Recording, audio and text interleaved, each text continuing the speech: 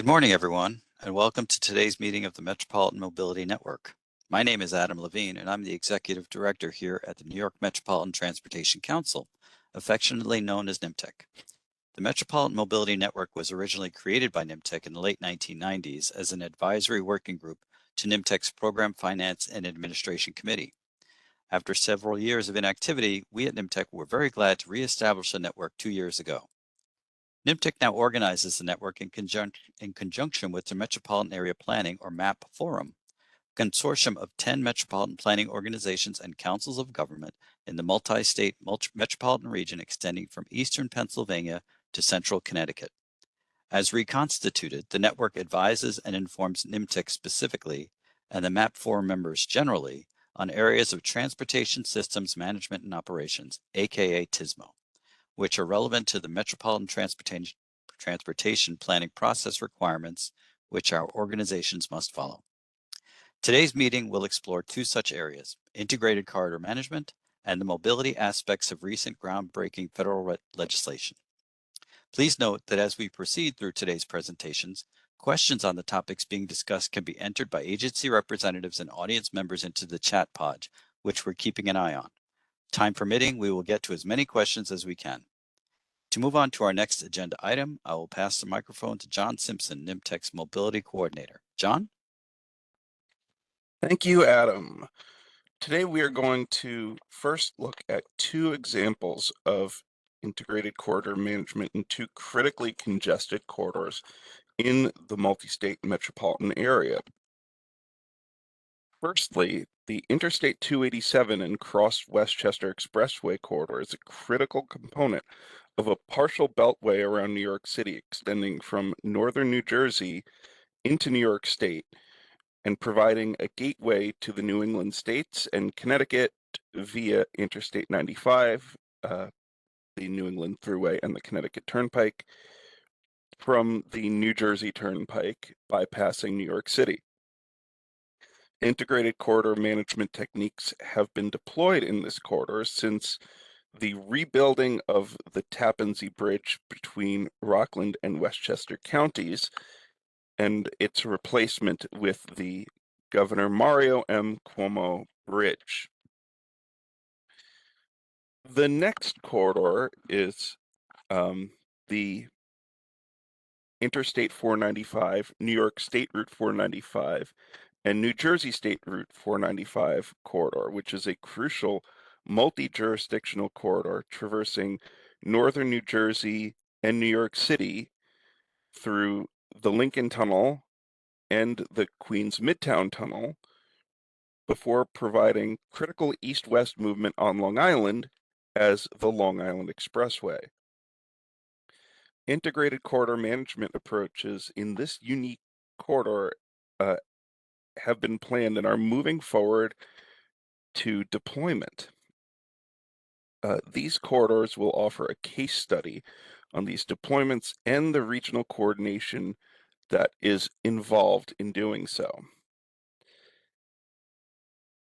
On the Interstate 287 corridor, we will have speaking Jim Davis, who is with the Statewide Policy and Performance Bureau at the New York State Department of Transportation, and and he will also be covering the New York portion of the Interstate 495 corridor.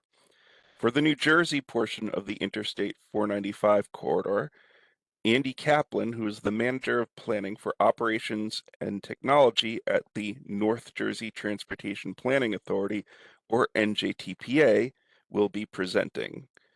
And I will now hand the meeting over to Jim and Andy. Okay, can you hear me? Can you hear me? You're good, Jim. Great, thank you. All right. Let's see, I've got to just pop open the.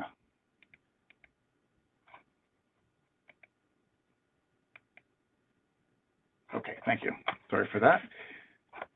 Just get a couple things out of the way here.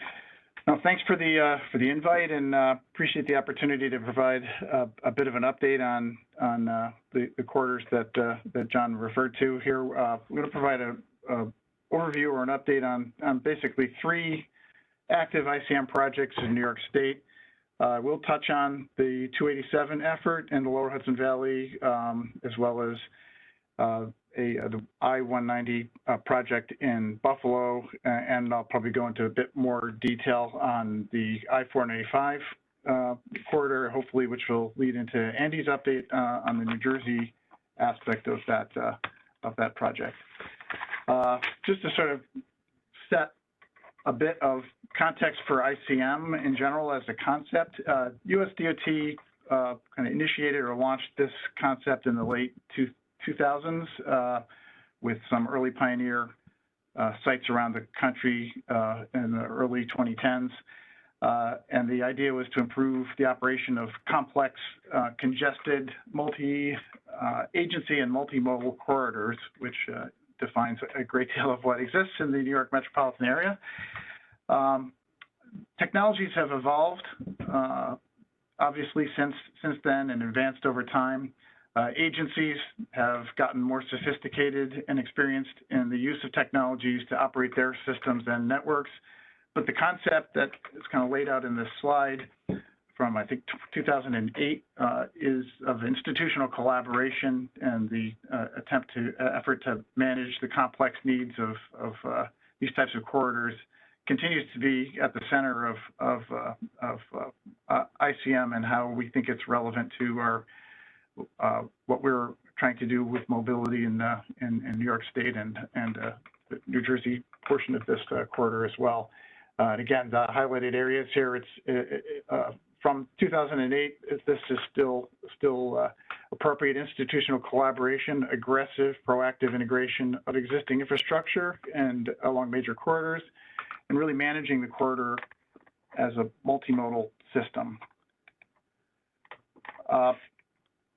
As John mentioned, in New York, I'll start with the 287 corridor, which across Rockland and Westchester County, that was developed to support the corridor needs and demand associated with the Mario Cuomo Bridge.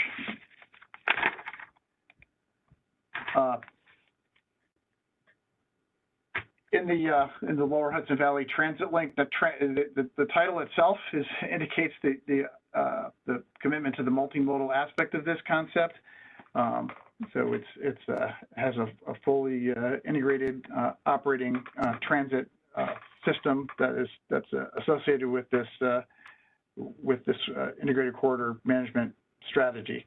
Some of the components of the ICM for the 287 corridor are enhanced traffic monitoring, ramp metering at several entrances along the corridor to meter the traffic entrance onto the freeway system and manage congestion on the main line. Substantial investment in corridor signal upgrades on parallel and corridor facilities that has improved traffic flow on Route 119 and Route 59, for example, in the Westchester and Rockland portions of the corridor. That these upgrades in technology associated with these signal upgrades it also permits transit signal priority. Again, another multimodal aspect of this corridor that assists the Hudson Link service. There's dynamic travel info signage and travel alerts throughout the corridor. Operation of the Hudson Link commuter bus service connects to Metro North services into New York, into Manhattan, and also key destinations and origins on the Rockland and Westchester sides of the corridor.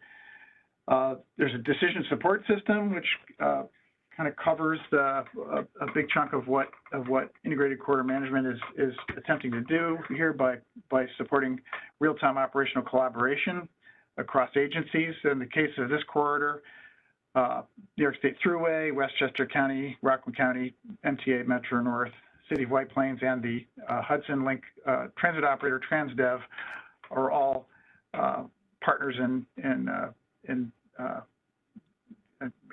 accessing data that is brokered through this decision support system. Now, the decision support system itself is anticipated to go live this summer. It's taken a while to produce this. This is kind of a pattern across the country with integrated corridor management, that the decision support systems are pretty complex and require a lot of integration of modeling and scenario forecasting. So that's taken a bit. Moving on to the Buffalo integrated corridor management. Again, this one was focused on the 190 corridor and border crossings into Canada. It's a product of a multi-agency coalition, that NYTEC, that works with again the New York State Thruway Authority out west, the Regional Transit Agency, the NFTA, City of Buffalo, and the surrounding towns. And NYTEC has secured over the years multiple grants. One initially in an integrated corridor management plan for the 190 corridor, and also an implementation grant.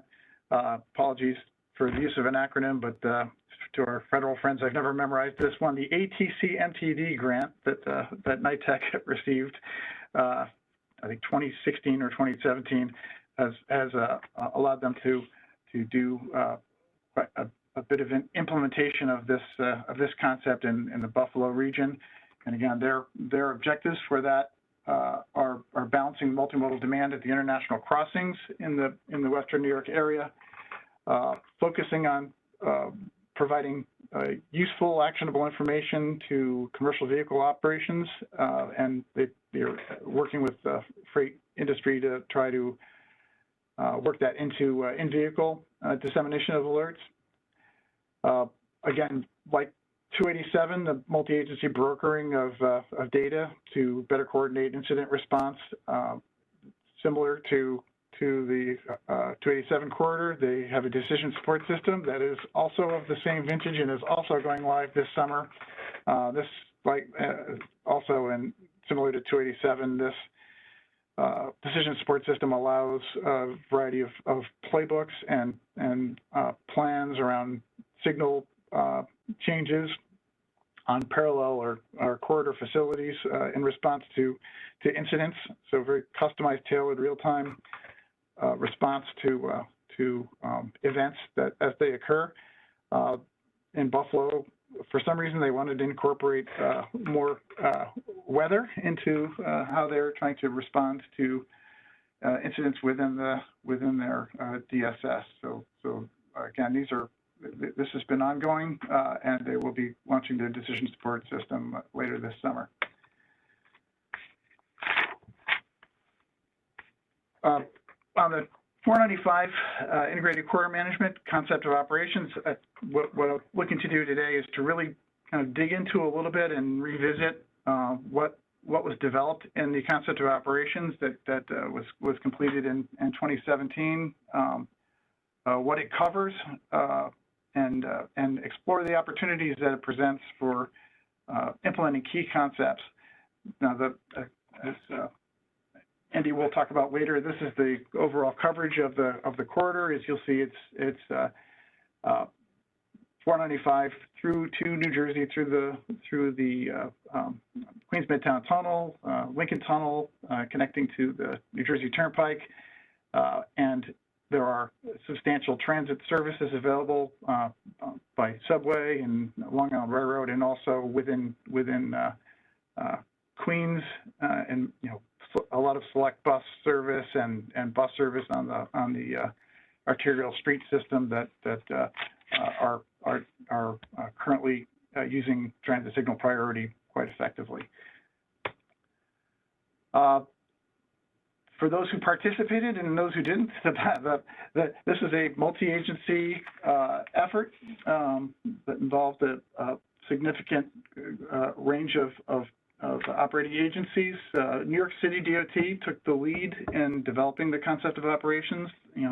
Thanks to Mike Marsico and Andrew Weeks, who led that effort, working with New York State DOT on the development of the ConOps and engaging this large group of multi-agency participants and practitioners to help define the needs and the opportunities for integrated corridor management in this corridor. In the concept of operations, it lays out, what is the rationale for integrated corridor management in the 495 corridor. These are basically directly pulled from the concept of operations, and I think it kind of shows that everything still applies. Highly congested, multi-agency, multimodal, the challenges around travel time, recurring incidents that have significant impact on performance of the network, supply and demand imbalances across all modes. There's transit congestion as well as significant congestion on the highway network. So mode shifts are complex to create. High incidence of planned events, obviously, in this corridor, and these last two items, just a rapid evolution in technology and that present opportunities across the corridor for agencies to adopt. The overarching goals of the 495 ICM, again, strengthen corridor level operations through collaboration, improving response to events, creating a more dynamic ability to manage facilities and support travel reliability in the corridor, enhancing management of short-term and long-term imbalances of supply. Again, how can we affect modal choices and route detours and efficiently and effectively, and improve the availability of travel choices through improved information about all options and in real time. I'm not going to go through this whole list here, but just to note that in the concept of operations, there were needs that were defined throughout the corridor, drawing from this multi-agency group, and if you thumb through these needs, they are still consistent with what is experienced. Need for situational awareness, definitions of that cut across agencies of incident types and needs, corridor level decision making across agencies, trying to improve incident response and clearance times, prioritizing high occupancy vehicle trips, managing demand surges and ongoing diversions, such as when facilities are closed for a sustained period of time. Applying active traffic management. This is something that the agencies have continued to develop and evolve over time since the completion of the concept of operations, and these are building blocks moving forward that are available in the region. Actionable travel information and engagement of managers in the corridor of key stakeholders, such as employers and event managers, parking operators, really looking at what's the what is the last mile aspect of trying to manage a corridor like 495. So high-level approaches and strategies that the concept of operations proposed are improving corridor management, monitoring better traveler information, demand management strategies, which trying to affect mode shift and making sure that travelers are aware of their options, and that shifting to those options is facilitated through the efforts of the ICM. Coordinating across agencies for incident management and event management. I mentioned transit signal priority. Looking for where transit priority can be built into the strategies, work zones, and active traffic management. So within each of these high-level strategies, there were more detailed strategies. So just drilling down through active traffic management.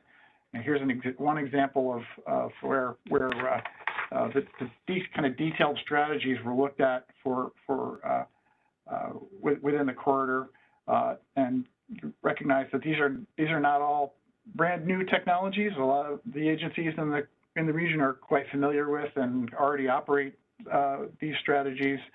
Kind of tying them together and optimizing them across agencies is sort of the opportunity that is in front of us here.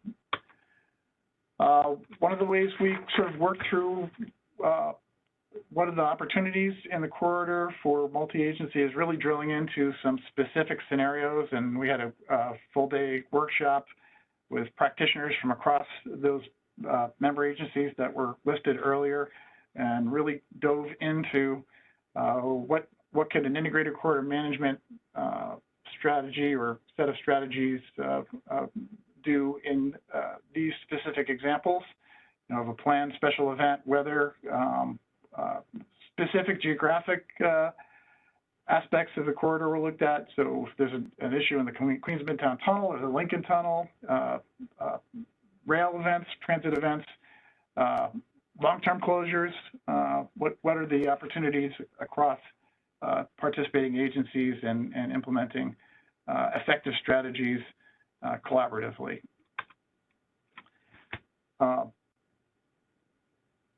So this exercise of walking through those scenarios engaged the agency practitioners in defining potential roles.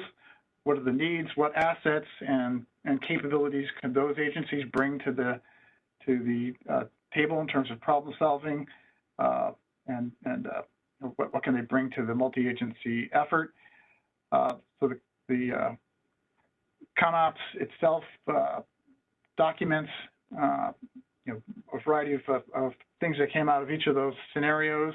Just what is a threshold integrated corridor management event for that scenario? So when does something escalate to a multi-agency issue rather than a single agency? That is it something that lasts 2 hours? Is it something that where multiple agencies are impacted? So that kind of thing.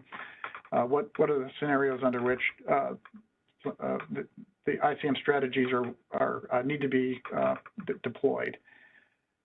Which partners are involved? Who's impacted? Who has capabilities to bring to bear in responding to that scenario?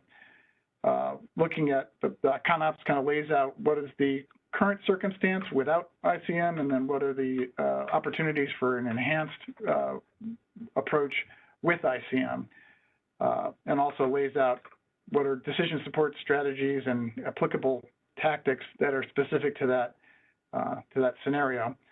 So what's needed in terms of between the strategies and tactics and the decision support, what's needed as far as communications, what can go into playbooks that give us a head start on responding to complex events, and what kinds of analytics or insights are needed to help with a multi-agency response.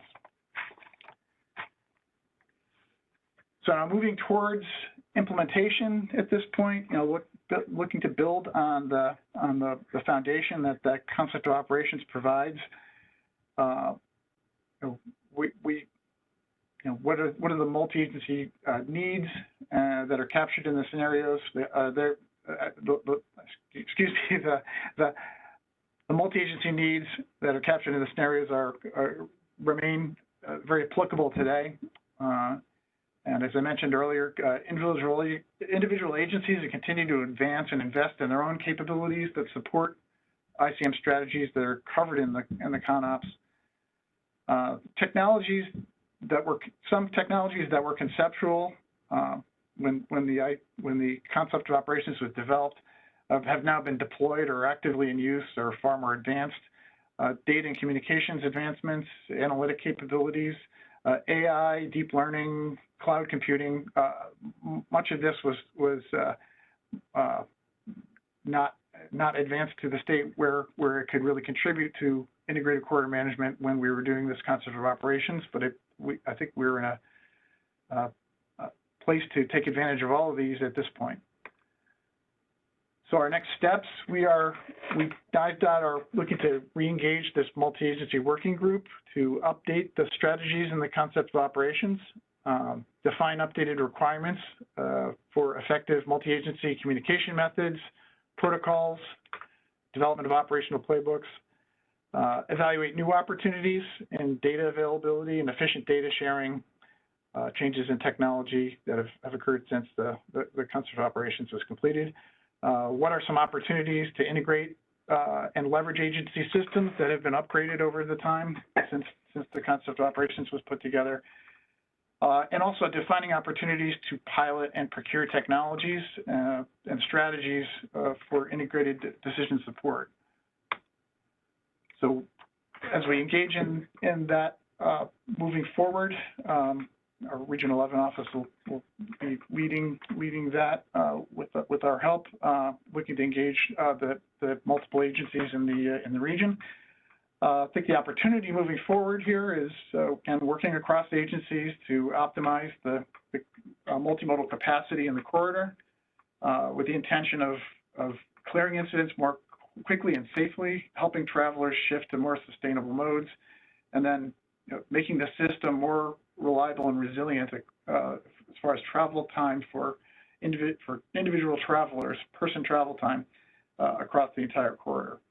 So that's where we are, and I think I can hand it over to Andy, or I'm not sure if you want to stop for questions, but I will stop there.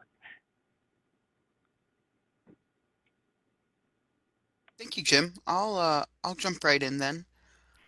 Let me share my screen. So good morning, everyone. I'm Andy Kaplan from the North Jersey Transportation Planning Authority, across the river from NYMTC and our friends over in New York. For those that don't know, the NJTPA is composed of 15 subregions of northern New Jersey, including the 13 northeasternmost counties, as well as the cities of Newark and Jersey City. So in collaboration and coordination with the efforts that Jim's discussed, and similarly a follow-up to that overall ICM corridor study, we've broken out on the New Jersey side a kind of a working group to develop what the needs are and coordinate some of the challenges and complexities of this corridor here on the New Jersey side. So New Jersey Working Group's really been composed of a number of agencies that operate in New Jersey across the modalities that you can see here on the screen. So a little bit about the portion of the corridor. We've actually slightly extended it to the Meadowlands, as we'll explain a little bit later. Our corridor, the previous slide, you may recall it ended at the western spur of the Turnpike.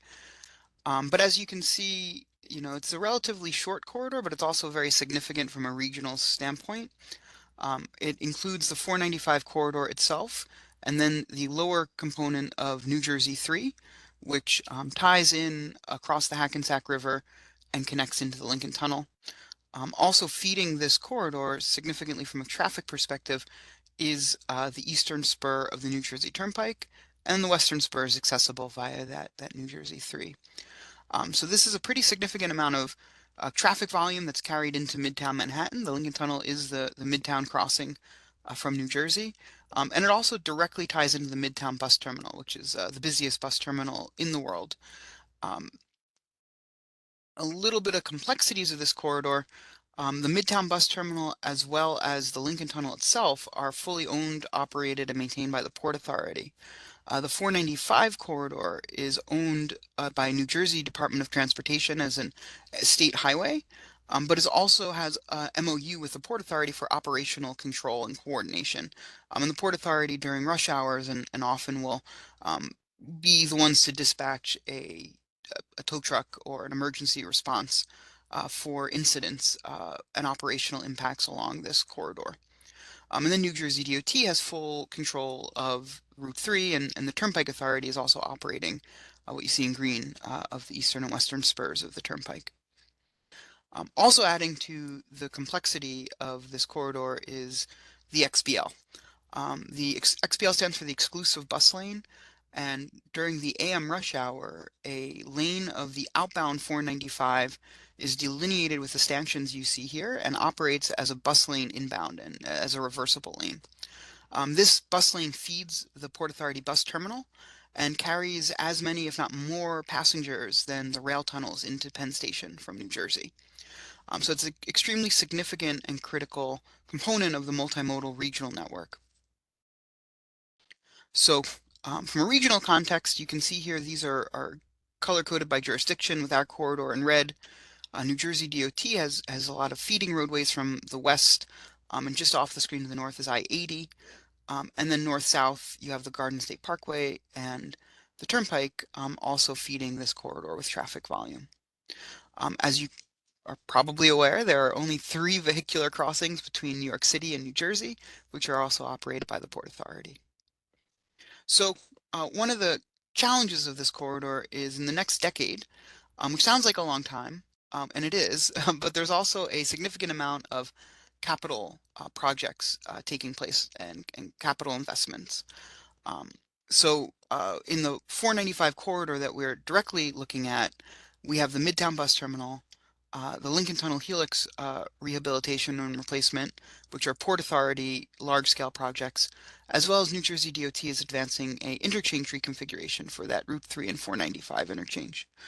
So in addition to that, access to the Holland Tunnel is going to be impacted by replacement of the Hudson County Newark Bay Extension, which is a New Jersey Turnpike $10 billion program, as well as New Jersey DOT's as they wrap up some of the Pulaski Skyway and Whitpen projects are now going to be replacing some of the structures that they have not yet replaced, including JFK Boulevard over 139, which includes the full closure and diversion of traffic for eastbound 139 through Tonnelle Circle as they replace a structure of the lower 139.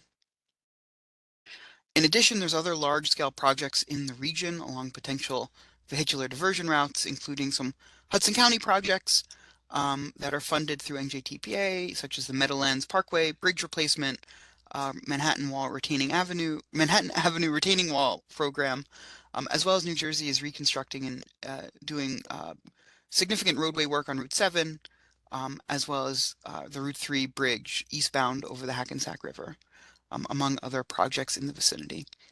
And in addition to all of that, there's significant transit investments and rehabilitations, including the Gateway Rail Tunnel, which has already assigned some contracts and is going to be adding 2 new rail tunnels under the Hudson.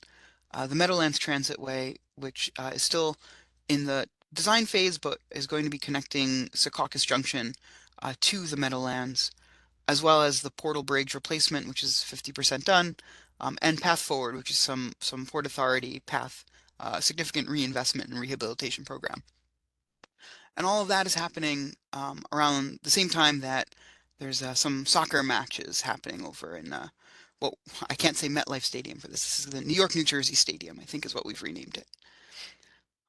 So with that said, that's where, the efforts on the New Jersey side have been focused on really 2 things. The first is doing some coordination of these major construction projects. So from overlaying them, they're not all happening at once, and there are going to be opportunities where some of the construction staging is complementary as opposed to just conflicting. And to this extent, the Port Authority has developed and is populating through data provided by New York City DOT, New York State DOT, as well as us at NJTPA through our STIC and TIP, a number of project data. So initially to identify the projects that need coordination, and then to create more of a interactive system for project coordination. And as projects go through the design phase and staging decisions are made, it will include lane closure coordination to ensure that there's capacity for both traffic from a roadway standpoint as well as people from a multimodal standpoint as these projects advance. In addition to the construction coordination, which is a significant undertaking that the Port Authority, again, is leading and developing that tool as part of the bus terminal TMP, or traffic management plan, New Jersey DOT has developed a kind of first responders and operational coordination task force. And this was created for a prior project that New Jersey DOT had on a bridge replacement along the 495 corridor, and included first responders from a number of the municipalities and other local agencies along this corridor. And that goal was to develop operational plans and emergency response plans to coordinate, responses to a crash or an incident, to both protect life and property, but also to clear the incident to reduce the impacts to the traveling public. So that is New Jersey DOT is reinstituting that and re-energizing that ahead of these major construction projects and as well as ahead of the large-scale regional events that are taking place. So that is an overview of what's happening on the New Jersey side, both from a capital standpoint and as touched upon from an operational coordination standpoint. So with that, I'll hand it back to Adam and Jerry and NYMTC. Thank you. Thank you both, Jim and Andy, for your very informative presentations. And we now have some time for questions. I would ask Stephanie Brooks of NYMTC's Public Affairs Office to review any questions we might have. Do we have any questions in the chat pod? Yes, John, thanks for asking. We do have a question for Jim Davis. The I-495 corridor is unique in that it traverses city streets in Midtown Manhattan. How can ICM best manage that highly unusual aspect of the corridor? I think it's designed to do that as a concept here, and I know that when we were developing the concept of operations, that City DOT, which manages the arterial network both in Queens and Manhattan, and also working with the MTA operating buses through that those arterial streets, that it's those on-street alternatives and to the main line are kind of critical to this, and so they need to be kind of worked into the suite of strategies that are available in the corridor. I don't know if that responds to what you're asking, Jerry, but it's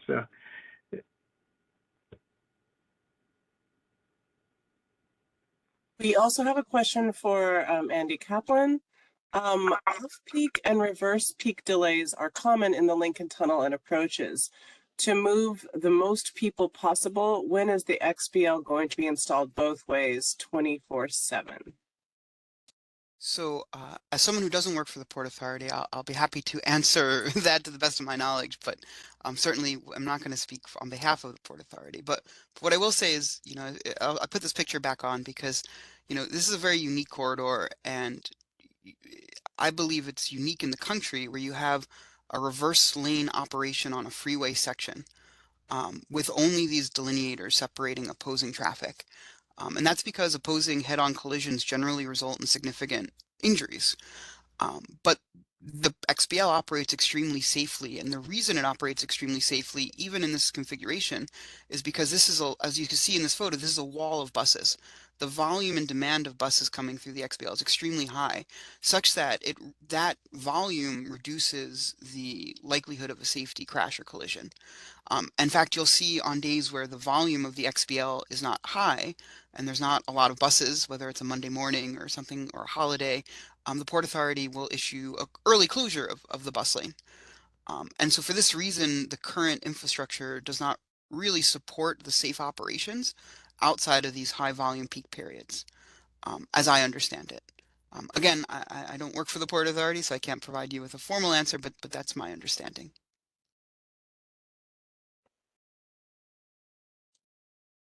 Thank you both. There are no more chat questions at this moment. You feel free to enter any other questions you may have into the chat box. All right. Thank you. And we'll take, I guess can take further questions at the end, but for now, I'm going to turn the meeting over to our Director of Planning and Program Management at NYMTC, Jerry Bogaz, to introduce our next speakers. Thank you, John, and thanks to the previous two speakers. Very interesting work in an absolutely critical corridor to the region. This is the Metropolitan Mobility Network, and we are in a situation, we'll be moving into now an exploration of how federal policy as transportation policy is expressed through recent legislation is potentially changing and improving the approach to mobility as opposed to just transportation. So this is going to be done without PowerPoints. This is old school in a sense, and we're going to do it as a roundtable discussion. And I'm going to introduce our three speakers from the federal from federal agencies, and they will first provide introductory statements sequentially, and then we'll get into questions for them that they can answer as a group. So we have Art O'Connor from the Federal Highway Administration, James Gavaya from the Federal Transit Administration, and Valerie Askenazi from the US EPA. And what we're really focused on here is the Infrastructure Investment and Jobs Act and the Inflation Reduction Act, and how these two really in many ways game changer pieces of legislation are changing the approach to and making new opportunities to the approach to improving mobility as opposed to just addressing transportation issues. We're going to start first with Art, and then Art, you'll turn it over to James, and then finally we'll finish up with Valerie in our opening statements, and then we'll get into some questions. So Art, it's all yours. Okay, thank you, Jerry, and thank you, NYMTC, Adam, John, for the invitation. It's appreciated.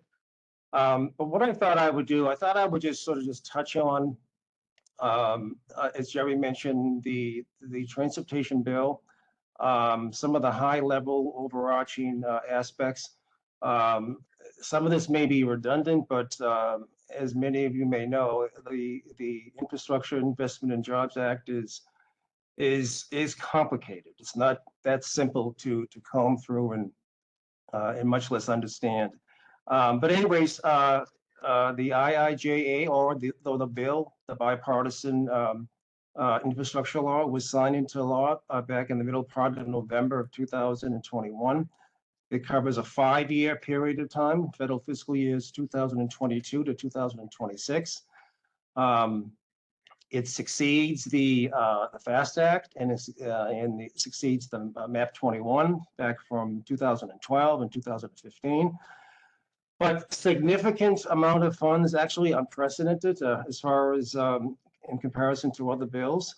Just as some examples, roughly $550 billion for infrastructure, roads, bridges, mass transit, water infrastructure, resiliency, broadband.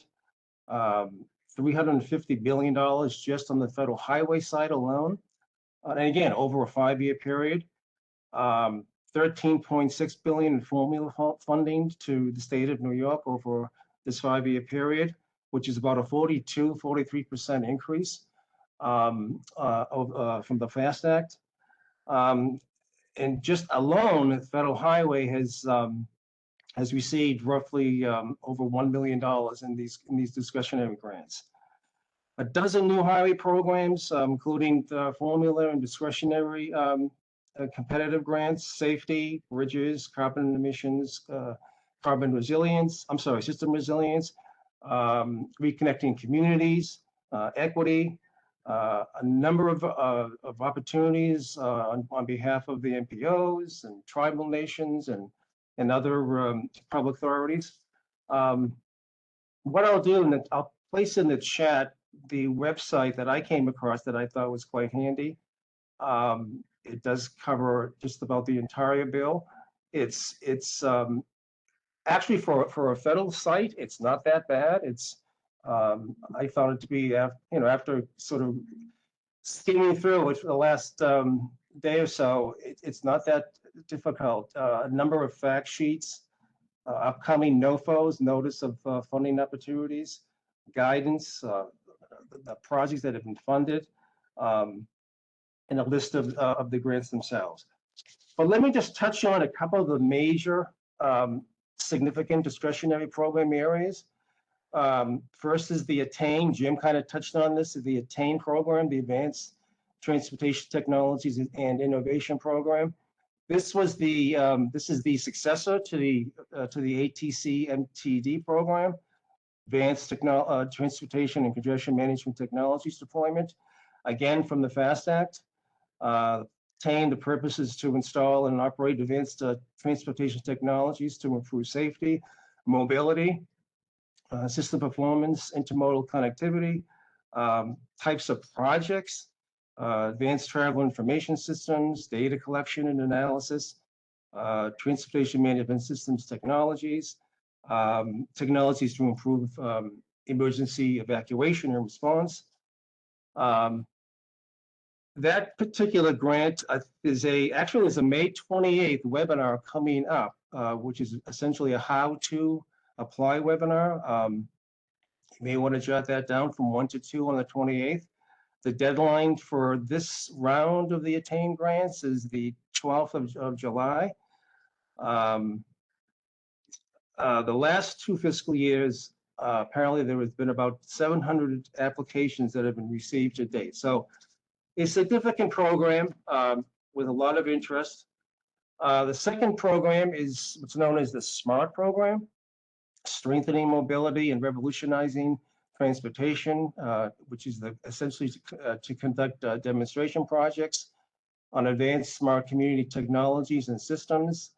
Some of the project parameters and domains surrounding automation, connectivity, system innovation as far as traffic signals and data integration, sensors, unmanned aircraft systems. $100 million over a 5-year period, which again, these are unprecedented dollar amounts. So a few examples of the SMART grants. City of Buffalo for $1.9 million, which is a curb management, real-time use of data to be used for various curb management strategies. The City of Ithaca for 1.7, smart traffic signals. The MTA, and James, you may get into this, so that there's a transit innovation. From what I gather, a wayfinding application for the visually impaired. And the Thruway did receive 1.5 for drone technologies to inspect infrastructure. And other discretionary program areas, and again, these are all essentially mobility related. Charging and fuel infrastructure, reconnecting communities, the RAISE grants, rebuilding American infrastructure with sustainability and equity. I believe the Region 11 office applied for that for a DSS, a decision support system. I don't think it was successful, but I could be off on that. Safe Streets for All in congestion relief. NOFOs. Again, these are notices of funding opportunities. They're rolled out annually either by the Office of the Secretary or by Federal Highway and Headquarters. They typically bypass the division office, but the division offices do contact the recipients and develop those specific grant agreements. Another recent example, the Active Transportation Infrastructure Investment Program, the ATIIP. This thing is loaded with acronyms, so you have to, I have to spell them out to truly understand, what they're all about. That one closes on the 17th of June, and that's again has a focus on connectivity between various modes of transportation. So there's a great deal with the bill itself, and I think what it comes down to is obviously to take advantage of these funds. This was touched on by Jim and Andy. When you think of it to a very large extent, the transportation landscape and environment has been changing dramatically. I would argue that within the next 1 to 3 to 5 years, we'll be talking a different ballgame.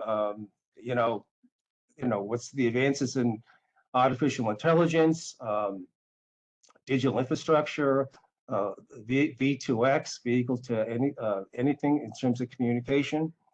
But I think the bottom line is that the key that'll be that'll underpin the success we have, at least in this NYMTC member agency region, will be TSMO, Transportation Systems Management and Operations, the ability to use that as a mechanism to integrate strategies, optimize system performance, and to preserve capacity, enhance mobility, essentially to make use of the existing infrastructure with these various strategies and technologies for a whole host of different mobility choices.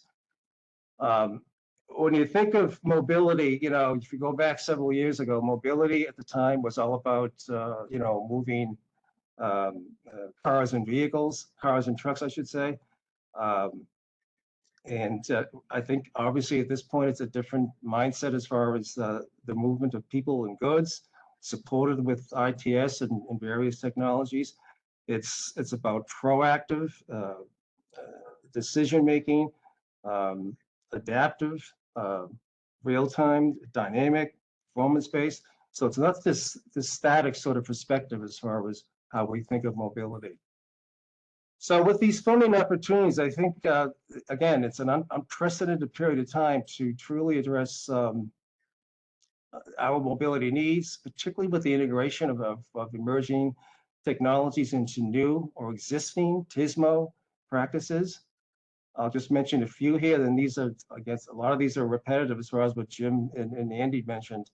Having an established communications backbone, various demand management strategies, TDM, ATDM, ICM, corridor management, managed use lanes, pricing, as we're about to embark on that in this region, shared mobility, mobility as a service, first mile, last mile, complete streets, safe access for all modes of travelers.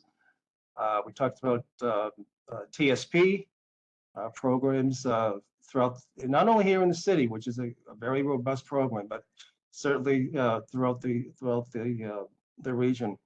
Curb space and parking management, a lot of things going on that have been successful as far as what the city's been doing. Smart light and traffic signal systems management, CAVs, you know, with CV and AV. CV, we've just completed the pilot from 2015 to 2021 with the city. AV is not only sort of not widespread, certainly in this area, but it's not unlike any several parts of the country. And work zone incident and event management, you know, things like what the state's doing as far as work zone speed enforcement programs. So there's a lot happening as far as the bill itself and the opportunities and how we can address mobility throughout the region. So I will stop there, and I apologize if I took too long for is it James who's up next, or are we taking questions now? No, let's go to James and then Valerie. So thank you, Ward. Okay. Yep. James, you're up. Good morning, everyone. I will try and keep it very brief. Just so for those who don't know, my name is James Gavaya. I serve as what we call the team lead in the Department of Planning and Program Development at the FTA Region 2 office. I guess Art's laid out a lot of things about the IIJA, and I'm not going to repeat that just because I believe we're all good students and don't believe I would need to repeat it, but I think I would like to, because in talking with Jerry and others, we really wanted to hone in on the mindset of mobility. And I guess I want to make sure that there's an understanding, at least from FTA's perspective, where we are as far as our mindset of mobility. And for that, it really has been incorporated into our vision statement. Basically, our mission and our vision and our mission statement is basically improve America's communities through public transportation. It is not necessarily to improve public transportation, it is to improve the communities. And I think that's what sort of where Art was going, that the definition of mobility, the mindset has definitely changed. For that, for us, it means continued focus on our values, our service, integrity, innovation, which is really something that we realize when we talk of this new conversation, if you will, about mobility, because it is a new conversation for some, that innovation cannot be just avoided. There are different things coming on board. There are different things that we have to focus on. Also, there's sustainability and, of course, equity. If one has it and the other doesn't, then mobility is truly not being insured for all. I think our focus from FTA, while we do have a host of discretionary programs, similar to what Art alluded to, I think for us, while we don't, and this comes for us, I come out of the planning shop, so for us, where can we help the planning of the mobility needs? For us in FTA, it's a focus on nationwide, but more so specifically in this region. What do the MPOs have envisioned for the area? What do they see as the needs through the long range plan, through TIP development, through the UPWP? So one of the things we've insisted on and shouting from the rooftop is different waivers that we now have. We have a 100% federal waiver on eligible complete streets project planning, which means no federal share, 100% federal, no local share, excuse me, 100% federal eligible planning activities in lower income or low density areas. We have a discretionary grant dashboard website, which I'll be able to populate in the chat when we go to our next speaker.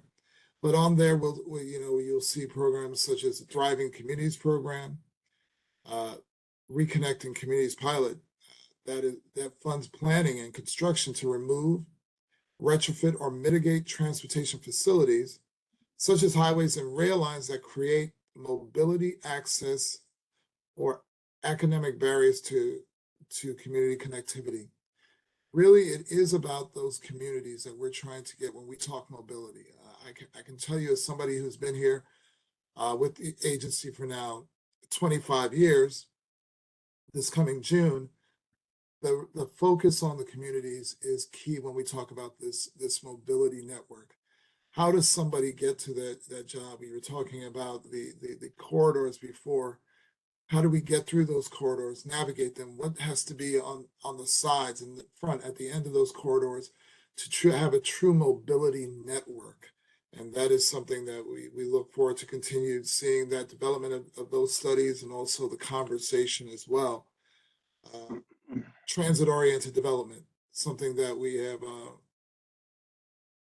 engaged new pilot programs on to really fund the planning for that, to develop, accessibility, multimodal connectivity. Some of you may be very familiar that this administration really has as its beacon to provide true accessibility when it comes to those in the disabled community. That there are no barriers to accessing transportation opportunities. And I guess I would close some of my remarks with saying we are not ignorant of the areas of micromobility and microtransit. Between FHWA and FTA, we have a shared definition of micromobility, which helps us in seeing how our projects, how our grant programs could potentially work together. And we, we look forward to continue to work with the MPO and other forums to see how that planning can be structured to really take advantage of some of those opportunities. It really is understanding how to integrate them into existing fixed route services that are being done by our major transit providers. And hopefully, as this conversation goes on, and with whatever questions Jerry may want to throw at us, we'll be able to even brainstorm here and take back to our respective agencies some of the planning that needs to go into this and some of the planning that's already going into this area of truly making mobility about our communities and not just about the vehicles that are used. So with that, I will turn it over to the next speaker. Thank you. Thank you, James. Now Valerie's up next, and this is a little bit different perspective from EPA's point of view. So Valerie, it's all yours. Thanks, and hi everyone. I'm Valerie Askenazi with the Air Programs Office in EPA Region 2. So we're based in downtown Manhattan and cover New York, New Jersey, and Puerto Rico and the Virgin Islands. So like Art, I'm going to be sharing a lot of numbers, a lot of acronyms, so I just want to encourage everybody to look at EPA's website, and I'll drop a link also in the chat so that you can stay up to date on some of our programs, because there are a lot of new programs, both from the Infrastructure Investment and Jobs Act and also the IRA, Inflation Reduction Act. So Our office has been involved in the implementation of 4, but there will be more new programs to ultimately reduce emissions from the transportation sector and improve air quality across the tri-state area. So the first program I want to give an update on is EPA's Clean School Bus Program, which will provide $5 billion over 5 years to replace existing diesel school buses with zero emission battery electric or low emission models like propane. So we've already awarded $2 billion nationwide to fund the purchase of about 5,000 new school buses. That was through 1 round of rebates and 1 competitive grant program, and another $500 million is in the pipeline that we'll be announcing the winners of our rebate, our second round of rebates later this month. You can see on EPA's website a map of which school districts are receiving funding for school buses in New York, New Jersey, and Connecticut, and that's just for federal funding because New York and New Jersey also have their own state-funded programs right now that are open. So we're seeing a big surge across our area in the purchase of electric buses and the development of charging infrastructure for school districts. The second program is the Clean Heavy Duty Vehicles Grant Program.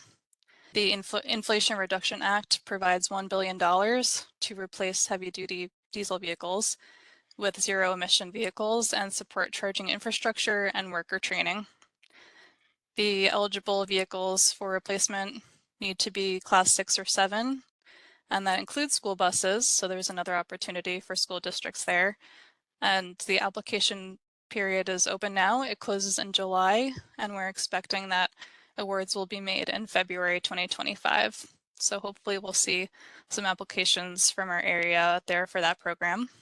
And then third is the Clean Ports Program, which will provide $3 billion in grants for 2 purposes, 2 separate grant programs, to fund climate and air quality planning activities at U.S. ports, including emissions inventories and community engagement, and to fund the purchase of zero-emission port equipment and technology at U.S. ports. Applications are due May 28th, and the awards will be made in December 2024.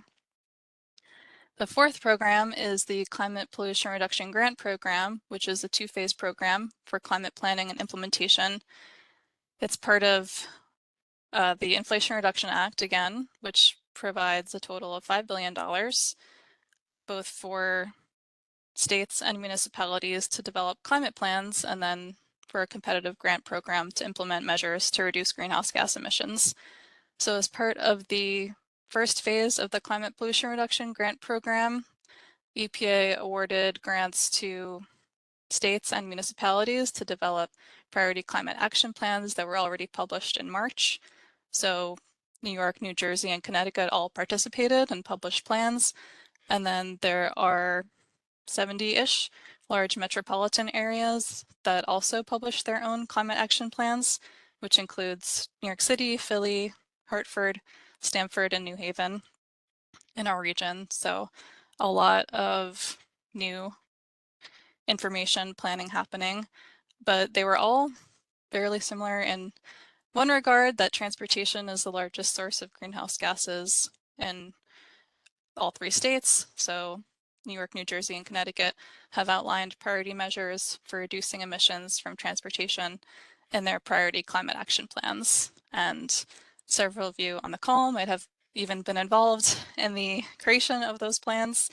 Several MPOs, including NYMTC and NJTPA, have been working on this the last year now already, since March 2023. So just to give you a taste of what are in these plans, for the New York City metro area, that covers 22 counties in New York and New Jersey, and some of the greenhouse gas reduction measures that were included in that plan includes transition to zero emission vehicles, supporting alternatives for last mile deliveries, and travel demand management programs to reduce the number of miles traveled by single occupancy vehicles. So that was phase 1 of the program, which will be continuing through 2027 for the creation of new greenhouse gas inventories for all of these states and municipalities. And then EPA is currently reviewing applications to fund climate pollution reduction projects under the second phase of the program, and that totals $4.6 billion. And we expect those awards will be made in October 2024. So there will be a lot of information coming out soon about new awards being made, future funding opportunities. So I encourage you to follow EPA Region 2 on Facebook or X, or just the link I put in the chat, because a lot of these programs are one time. It's not part of our annual operating budget, but just to give you an idea, the 4 programs I mentioned total $14 billion, and for comparison, EPA's annual budget is usually less than $10 billion. So we're seeing a lot of one-time investment in getting more zero-emission vehicles on the road, planning to figure out which projects will have the most benefit for emissions reduction and air quality, seeing how agencies, those on this call, and then also other state and local governments can really move forward this transition to have this be part of the long-term transition to fully zero emission vehicles and the reduction of greenhouse gas emissions in our area to improve air quality, because we are in an ozone non-attainment area for New York and New Jersey and part of Connecticut. So that's it for me. I'll put the link in the chat, and then now we can move to the panel. Looks like we're actually ahead of time too, so I'll stay off mute for that. We're doing very well on time. So thank you to the 3 of you for that overview. There's a couple things here. You know, there's themes that are emerging as you listen to what's come through the federal legislation. One is that obviously changing the way people travel is a big part of this, and reducing vehicle miles of travel to reduce emissions and so forth.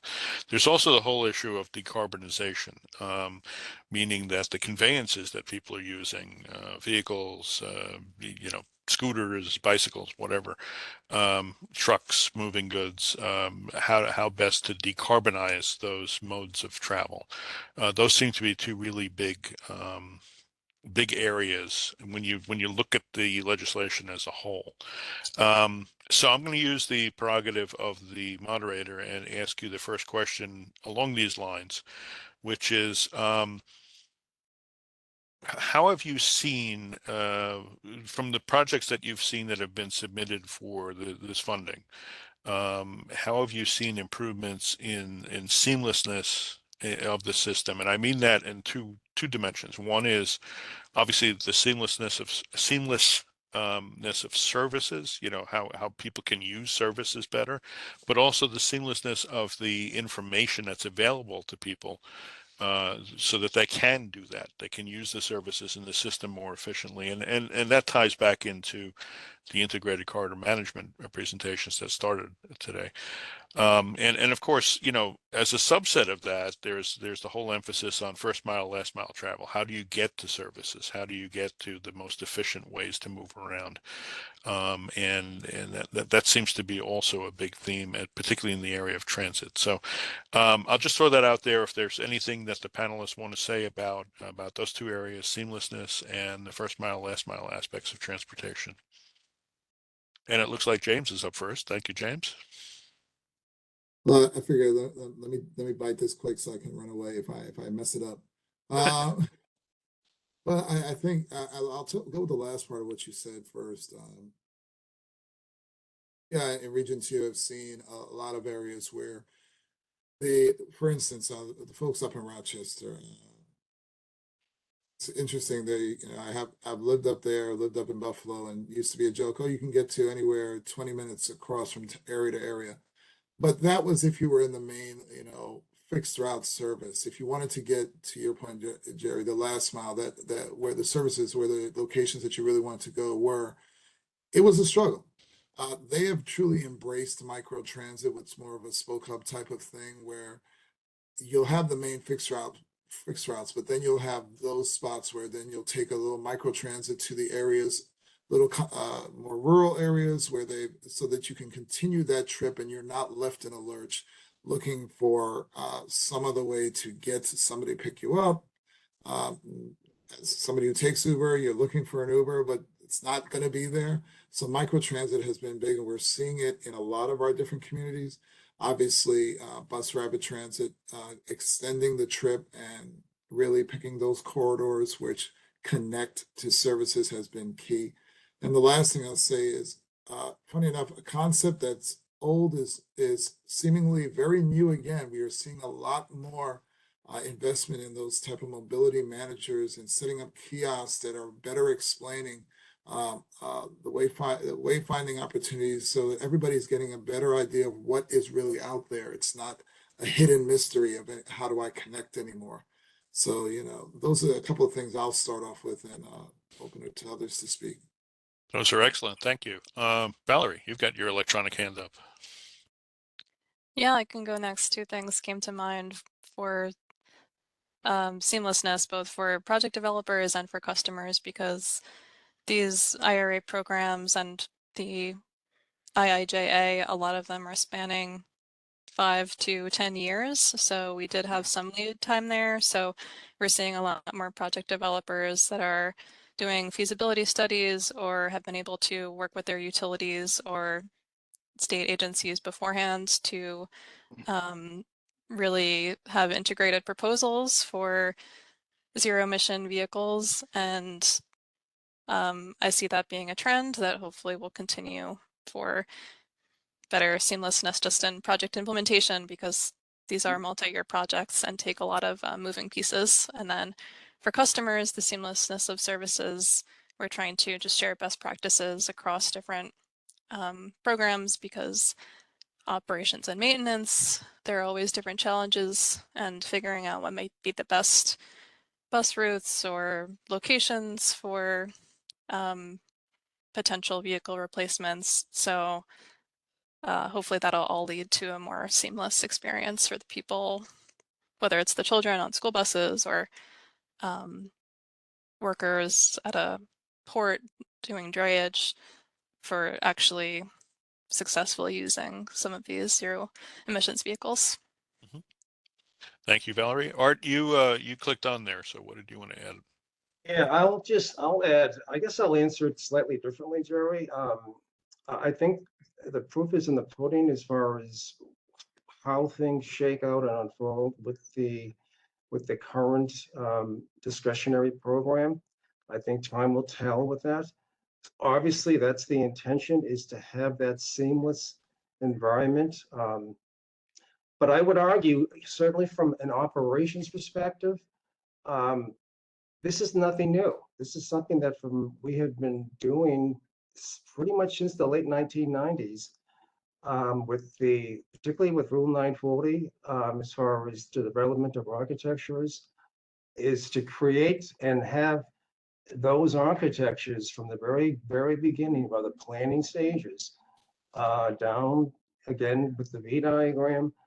And again, as an example, in a region like this where we have a sequence of projects which includes systems that are deployed so that we have agencies A, B, and C communicating with each other. When you think of what was discussed particularly with Jim, a decision support system, that's exactly what we're trying to accomplish. If we're traveling on a facility and that facility is reaching capacity, the mindset is to have information, seamless information available to that traveler, so that the entire trip chain, that traveler can make decisions, whether it's another mode, whether it's a different time of the day to travel. So again, I don't view this as anything new. Certainly it's been accelerated with the availability of a number of these mobility related grants. But I think we're years away as far as truly assessing the outcome of those those grants. both points well taken, particularly the fact that this isn't new in a sense. It's just there's much more flexibility to pursue it. And of course, there are resources available at a level that we haven't seen before. I know, Art, you've been struggling for years to bring these types of concepts online, and you know better than I that it's been a real struggle. So, well, just one other example to this, another segue. As you say that, I think of we had some challenges with incorporating the transit ITS program into the original architecture just here in the city. That was a challenge, and when we have obviously a transit rich, probably the most transit rich environment, certainly in the country, I would argue. That took us time to get to that point, and again, that all leads to that seamless, overall sort of culture, within the transportation providers here in the region. So. yep. Now, James, you brought up and I would encourage, by the way, if there's anyone who's listening in who wants to ask a question, just again, enter it into the chat pod. It's available there, and Stephanie Brooks is monitoring. James, you mentioned micromobility, microtransit actually, and there's a larger area called micromobility. So these are plannerish terms, and I just want to make sure that it's clear to everyone. We do have planners online monitoring this, but we also have others. We're talking about essentially demand responsive small scale transit that is made possible by the types of algorithms and technologies that, say, Uber would use as a private company to be able to match trips with vehicles and so forth, and essentially have a quasi taxi service in certain areas. Is that a reasonable definition of microtransit from your perspective, James? I think that's a fair definition. Obviously, there are nuances, especially if you talk to providers who would probably say we are not Uber, we are, right. Microtransit. But I think it's a fair definition because I think it understands that we all have different needs and mobilities in the mobility world. I talked earlier about connecting communities. Every Jerry, you'll remember way back when we had the program, the Job Access Reverse Commute Program. Yes, I do. That it realized that sometimes the work shifts are not traditional. The work locations are not traditional. And microtransit realizes that, I believe, to some degree, that line haul service from fixed route service from point A to point B, that there's a B.1 that we can't get to. There's a B.3 that we can't get to.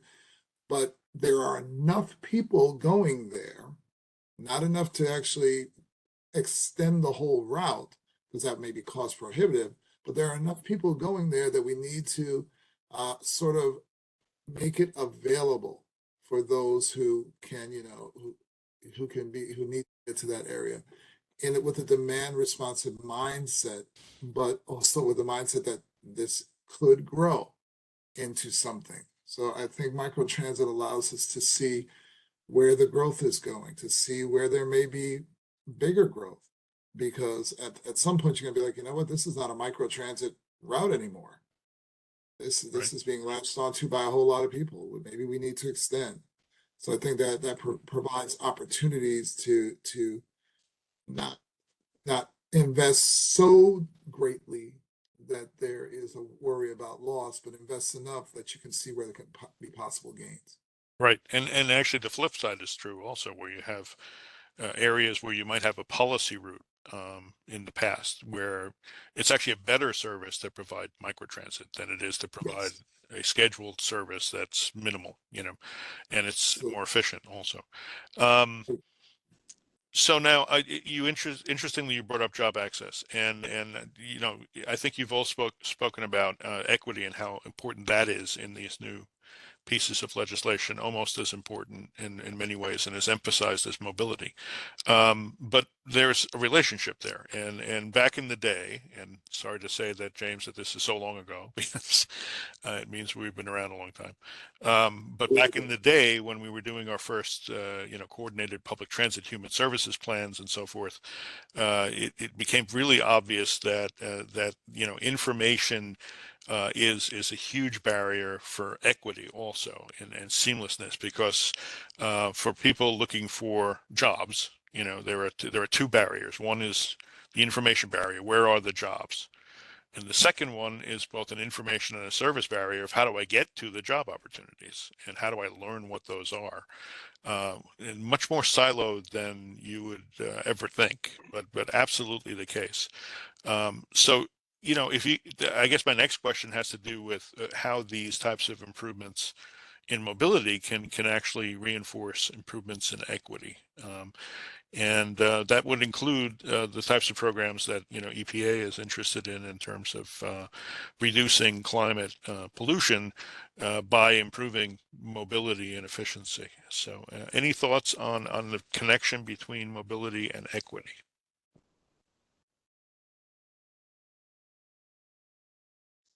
And I'm talking about it in terms of the programs and the policies that are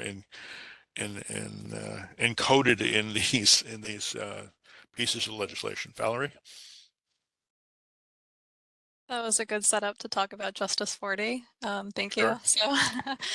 So for all the EPA programs I mentioned for IIJA and IRA, the goal is to have 40% of these grant funding go to areas that are low income or disadvantaged, and that's part of the application process or planning process to identify which areas might be underserved, and that can be transportation related, either areas that experience higher air quality pollution because they're near major roadways, or on the flip side, being transportation deserts and not having that access. So that's one piece of it. And then also for worker training, which is part of some of these programs that can include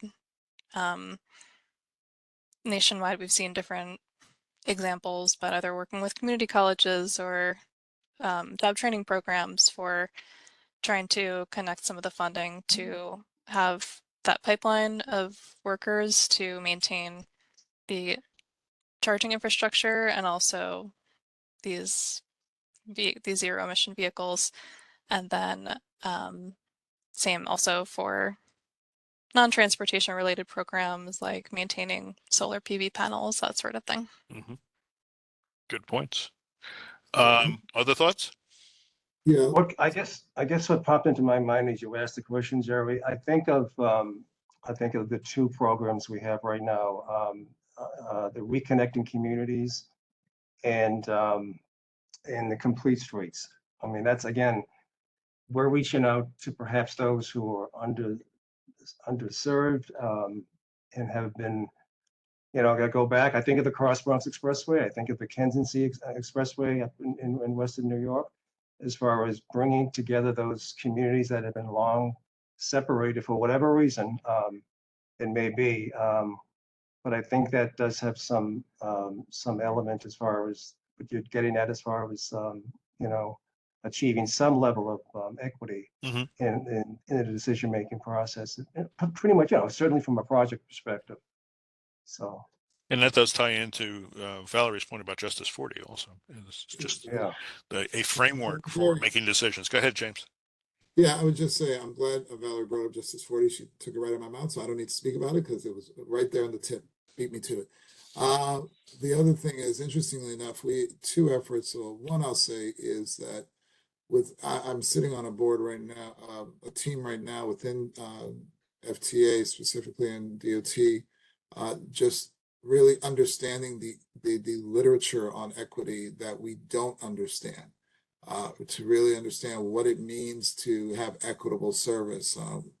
Hearing different presenters help us understand what it means to have what a location-based grant program might look like. The other thing we're realizing, it sort of goes to, I think it was sort of part of what Art was saying, and extends a little bit to getting to know what we don't know, getting the right data to actually show where we are reaching and where we're not, what communities we're hearing and what communities we are not. Getting the data to actually speak to us on whose voice has been in this conversation and whose voice we are not hearing. and how do we get data? How do we work and understand what MPOs are doing and planning boards are doing to get the answers that will now sort of help us understand when we talk about down the years reauthorization, what our programs need to look like. That is not something that we can wait till then. We need to sort of understand that now. So I think that's even where organizations like NYMTC, even when you do the studies that are done, planning that work that's done, sort of feeds into us understanding what we're hearing, what we're not hearing. Right. And same Just for us. Go ahead, Art. as a segue, that's a great point, James. And again, I can think of the last, I don't know, 4 to 5 different national conferences I've attended, whether it's ITS America or ITS World Congress. I think it's a larger question. I think it's more than just equity. The DEI, diversity, equity, and inclusion perspective is pretty much the underlying theme in a number of national conferences. And to your point, James, yeah, we can all say, oh, we understand what diversity means and what equity means and inclusion, but I think there's a lot that we just don't understand. And I think that'll take time to sort of be integrated into, how we implement and how we deploy projects. To your first question, Jerry, as far as the objective of having that seamless means of travel. But DEI, that is without question something that, certainly from a US DOT perspective, that is such an underlying theme that underpins the entire program. Mm-hmm. Good point. Good point. Well, Stephanie Brooks, I have been babbling here with my questions. I haven't seen anything in the chat pod. Have I missed anything? There is a question, but it's actually a follow-up question to Andy Kaplan at NJTPA. If we're still taking questions from that presentation.